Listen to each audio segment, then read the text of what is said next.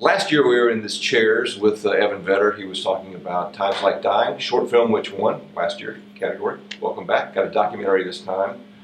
Daylight Come, tell me about it. Daylight Come is a feature-length documentary that follows two American women into the Democratic Republic of Congo, and then really follows the work that they're doing there with a group of Congolese women and children who've been affected by the conflict. So it's really a story of women's empowerment and economic empowerment, and how you do that in a conflict zone.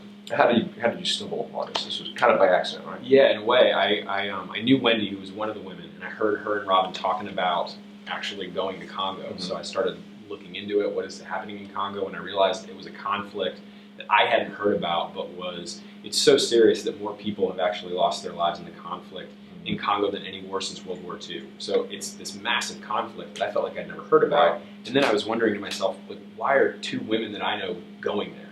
So I talked them into taking a camera with them and said, you can film yourselves. Maybe there's an interesting story here. Mm-hmm. We don't even really know at that point, we didn't even really know what they were going to be doing. Right. So they ended up shooting most of it themselves? They ended up filming probably what's in the finished film, just a little over half probably is footage that they filmed themselves. And then I went over on subsequent trips to kind of find the more artistic stuff that would help kind of tie all the pieces together and create the arc of the film. So there's a lot of footage.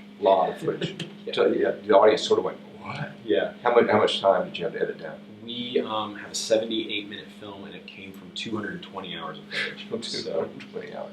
Yeah, it's like a ratio of over 100 to 1. Yeah, that's a lot of stuff left on the floor. This is the second time back to Biff.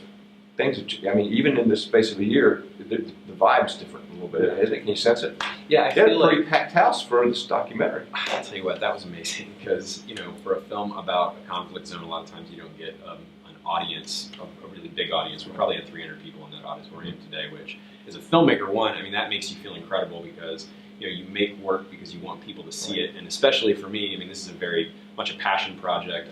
This is a story about people that I've met, documentary, you're kind of embedded into the lives of people somewhat, and so it's very personal in a way that maybe a narrative is different personally, and so to have that big of an audience come and see the film and, really enjoy it, I think. And they were engaged, too, asking a lot of questions, and part of the idea of this film. We'll go ahead and pitch the website now, because if you want to learn more about this and how you can help, what's the website? The website for the film is daylightcomefilm.com. And so you can go there and find out more about the film, what's happening in Congo, and actually donate to what's happening in the film too. So what's next? Return to the narrative at some point? Yeah, I've got a couple other short films that I'm working on right now, and documentaries and narrative. I kind of split my time between the two. So I'll be back to Biff hopefully with something new. Maybe next year if I've got it done in time. We'll see. Okay, we'll look for you next year. Evan Vetter. Thanks. Absolutely. For coming. All right. It's great talking to you. All right. Get more at BeaufortFilmFestival.com and LowCountryWeekly.com.